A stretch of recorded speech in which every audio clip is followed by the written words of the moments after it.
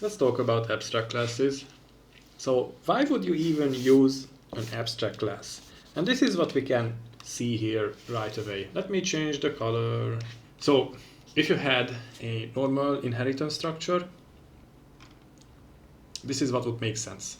Let's say you want to buy House Flipper and maybe you want its DLCs. You could buy the base game, which means that you want an instance of it. And then if you buy the DLC, that can also have an instance of it, and an instance of the parent class is also required. You can have several children classes that can inherit from the parent. You can just use the new keyword to create the children, in this case the garden DLC, and that in return is going to create the House Flipper parent also as an instance. First of all, it has to initiate, of course. You have to load in the class, but that happens only once. You have to instantiate the parent. So this is House Flipper, and this one is the garden DLC. And we have both of them instantiated in memory, and they are ready to go. But let's say you don't want to instantiate the parent. And in this case, maybe you are creating a game and you want to have several kinds of spaceships. And you want to make a spaceship idea, but not an actual spaceship instance. You only want the Corvette, the fighter, the cruiser, and the dreadnought to be actual instances. You are never going to have just a spaceship. Only a Corvette type spaceship or these other types of spaceships can exist in your game. And this is what abstract classes are for. And they are treated accordingly by Java. So let's say you want to instantiate Dreadnought, and you can do that, and it's going to inherit all the characteristics of spaceship. But the thing is that spaceship is never going to be instantiated because it's an abstract class. Abstract classes don't have instances. They can be loaded, they can be initialized, but they are never going to have an instance. And this is what we get in the end. We are going to have a loaded class object, which is the spaceship, and you will have the instance object, which is the dreadnought. There you go. And of course we can have several of these, the Corvette, inheriting from this idea, let's just say that. Let's look at this. These dashed lines around these boxes, spaceship and small hull ship, means that they are abstract classes, and all the others are concrete classes. So I want to have two abstract classes, and two concrete classes can indirectly inherit from spaceship. Fighter can indirectly inherit from spaceship through small hull ship, and oh, this shouldn't be fighter, sorry. This should be Corvette. So they should be able to do that. Cruiser and Dreadnought are directly inheriting from spaceship. So it's very important to consider all the methods that are in spaceship. The bottom two are abstract methods. In the middle, getLaser is a normal method, and foo is a static method. And they all have their uses in the code. But most importantly, these two abstract methods must be implemented by the first concrete class. At least this is how the definition I read goes, but that's not exactly true. Because if in the code fighter is the first thing that wants to implement these methods, then the other classes that come afterwards, they shouldn't be doing that, right? But that's not what's going on. I sort of want to enhance the definition by saying that on each branch, the first concrete class has to implement all the abstract methods. But there can still be intermediaries. For example, abstract classes can extend each other, but they are not required to implement each other's abstract classes. But optionally, they can. And abstract classes can have normal functions. And this is what I do here. Small ship or small hull ship implements getType. You see? And when you do that, when it comes down to the concrete classes such as fighter and Corvette, they only have to implement shoot, because getType has already been implemented. And this is not the case for cruiser or dreadnought. They don't have that kind of intermediary abstract class. They are directly inheriting from spaceship. So they are going to be the first classes on each branch that have to implement both of them, both of the abstract methods. But this is one branch, the small hull ship is one branch, and it has already implemented getType. If getType weren't here, then of course fighter and corvette would have to implement getType in their definitions as well. So that's one important thing that I have noticed. I would also like to call your attention to the static method called foo. Very creative, of course. Small hull ship also has foo in it. And by that I will be trying to demonstrate hiding static methods. They cannot be overridden, because in essence this is what we do. All the abstract methods that are present in Spaceship must be overridden by the first concrete method / through the intermediaries. All of these has to be implemented. Get lasers is just a normal method. Optionally, you can also override that if you wanted. We could have a get lasers method in fighter. Static methods are not overridden. They are hidden, and I am trying to show an example here for that hiding. Of course, there are going to be a lot more code, because we still have to create constructors, which can complicate the process, but I will talk about that in the code. Okay, let's take a look at the code now. The reason I'm not using an IDE is because I want to prepare for the Oracle Java Standard Edition 17 certificate, and during the exam you won't have the chance to use IDEs and helper tools like that, and you are going to be just presented with these plain texts and you have to be able to read them. So I'm just trying to get used to it. Let's run through the classes. First of all, we have our spaceship here. We have two instance variables, lasers and type. This is an integer, this is a string. Maybe this one should be private as well, but for the purposes of this demo, I decided to not do proper encapsulation. Normally that's the route that you should be taking. This part is the static part, the static foo function, which will be hidden later on, and the static initializer block. This is my normal function, which will serve as our default. We have the two abstract methods that must be implemented by the first child class per branch. This is just a very hefty constructor, but we will go through this later. This is a no argument constructor, which actually calls the hefty constructor and hands over control to it by calling it with this number. And 0 is important in our case. You will see later why. We have another method, and this is a private method because this is only for the purposes of assigning default values for the number of lasers if none is given. And I am using an enhanced switch case, and it returns a value, an integer. And I should be fixing these. Yeah, not perfect, but close enough. Let's save. And this is our public method, which is also a bit chunky. We will also be covering this line by line. But this main method has a special part which has to do with garbage collection, and I found a reliable way of enforcing garbage collection, because otherwise in Java, garbage collection is not something that you can predict, but I can use weak reference for that. I will explain that later. And I also have a suppress warning annotation here, because I am calling the foo methods a non-static way, and I would be receiving errors by the compiler if this wasn't here. The next one is the small hull ship abstract class, which extends our spaceship. And we can already see the hidden foo method here and just a static initializer block. As I mentioned, small hull ship implements getType, and this is a proper method which can serve as a default for all the children classes that extend small hull ship. We have two constructors here which basically just give control over spaceship's major constructor with the super call, with the proper arguments. And then we have the concrete classes, and the first one is fighter, which extends small hull ship. We have two constructors which hand over the control to small hull ship, and we have the shoot method, which is required for fighter to implement, because this is something that it inherits from spaceship.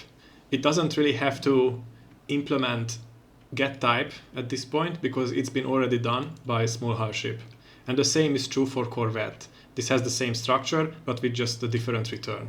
Now we get to the cruiser, which extends spaceship, and this is very important. Corvette and fighter extend small hull ship, but cruiser and dreadnought extend spaceship, which means that these are on different branches, and cruiser is the first class on its branch, to inherit from spaceship, which means that cruiser has to provide an implementation of shoot and get type.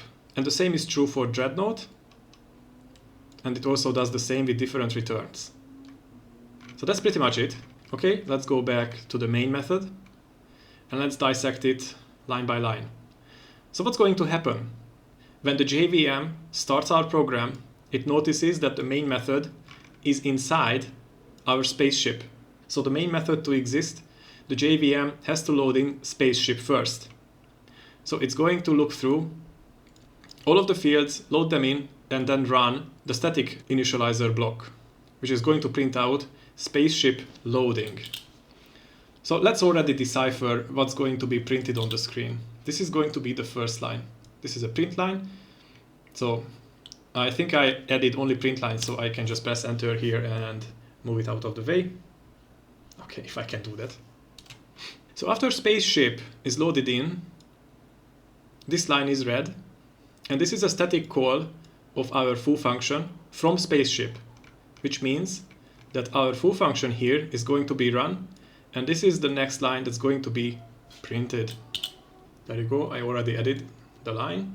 Let me just disable word wrap, it's causing problems in this case. The next line is small hull ships static call for the foo function, which also means that small hull ship has to be loaded first, because this is the first time we are using it. The compiler of course notices that it extends spaceship, and if space hasn't been loaded already, then the loading would take place. Luckily this has already been done, so we can just focus on the static initializer block, because that's the only thing that concerns us in this case. And this is the next line that's going to be printed. Since small hull ship has been loaded, we can run the foo method, which has the same name, and it's basically hiding the foo method from spaceship. And the reason I call it hiding is because static methods cannot be overridden. So this is the next line that's going to be printed. Calling covering function from small hull ship. On the next line, we create a new dreadnought. I am using var, which is going to do some local type inference, and is going to infer that the type of this object is dreadnought. The same goes for the next line. Var is going to be able to infer that this is a fighter. So let's jump to the dreadnought, which is on the bottom, and the dreadnought was called with 0 arguments. So this is the constructor that's going to be called. In the background, implicitly, the compiler will add the super here, our super call, with 0 arguments, but let me just delete that. Of course, before that, the dreadnought also has to be loaded in. And because of that, JVM will check whether spaceship has been loaded in. And since spaceship has been loaded in, now it's time for dreadnought to load. But we have no static blocks here and nothing that's related to that. So this class is created, and then we can just go up the chain. So let's go to spaceship's no argument constructor. And this is it. Spaceship's no argument constructor calls the other constructor, which overloads this one, with the number 0. So this heftier constructor is called with the number 0. In the next line, we figure out what the type is. And here I would like to add that it's very important to understand the this keyword in this context.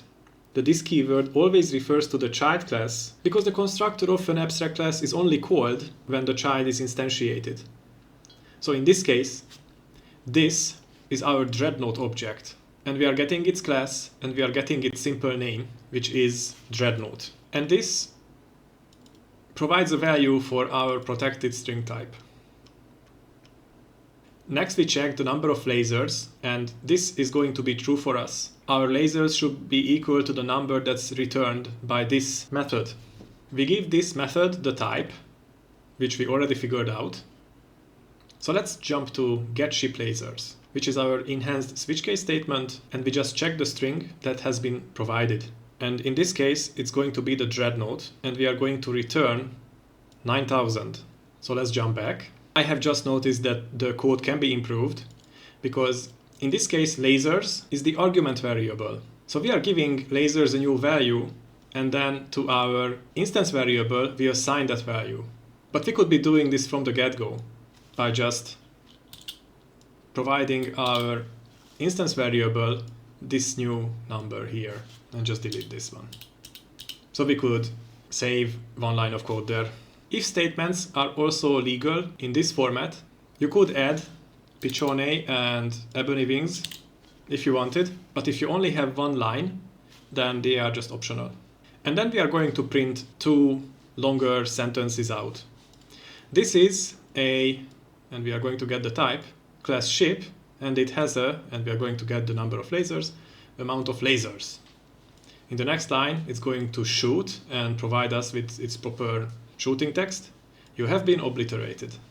So all of the ships can obliterate you. So let's check get type. In this case, we have to check Dreadnought's implementation of get type. And the get type of the Dreadnought returns the type, which is concatenated with this string here. Where does type come from? Since this is normal inheritance, type is up here in spaceship. And if we come down here, type is accessible for our Dreadnought through inheritance. So it's fine. So let's figure out what's going to be printed. This is a Dreadnought MoFOW TF size class ship, and it has. Here we are getting the lasers, which is our normal default method, right there. And we are just returning the number of lasers. But our number of lasers has already been set according to the type, or maybe the user has already provided one. But in our case, it's 9,000, we know that for sure. So let's add 9,000. And then let's finish the sentence with lasers. The next sentence takes shoot. Let's go down. In this case, shoot prints out Omegalodon nuke sounds. And let's add you have been obliterated. And this should conclude the instantiation of the Dreadnought. We are going to create a new fighter, which will do the same process. So let me just repeat the two sentences from the constructor. And we are going to switch out the values to the correct ones. But as you remember, fighter inherits from small hull ship here, which already has a get type, and that's going to change our output. And we can already change this text to fighter and also add the suffix to it. Tiny bitch. So we have to figure out the number of lasers. Fighter has been called with another zero argument constructor. It's going to trickle up to small hull ship, which is going to call the super with the number of 0, which is going to call super's hefty overloaded constructor here, which is expecting an integer. We are figuring out that this is a fighter, and then we figure out the number of lasers, which is going to result in 10, because that's the case for the fighter. So we can type in 10 here. 10 lasers. And in the next line, we are going to use the shoot method of the fighter, and the ending is the same. You have been obliterated. This next part is pretty interesting. Let me just enlarge it a bit. So I'm going to create a weak reference. And this is something that I found on Stack Overflow. And when you have this kind of reference to an object, even if there are no more references to it, and it's eligible for garbage collection, and it can be garbage collected at any time, we can still have some sort of access to it. Normally, when there are no more references to an object, that's when it becomes eligible for garbage collection. But you cannot really check or enforce that to happen. And I just saw this while loop. You just use the ref and the get method on it. And if it doesn't return null, we just call system.gc. And system.gc, which stands for garbage collection, I think, this command encourages the JVM to do garbage collection. And this keeps happening over and over until new Corvette has been garbage collected.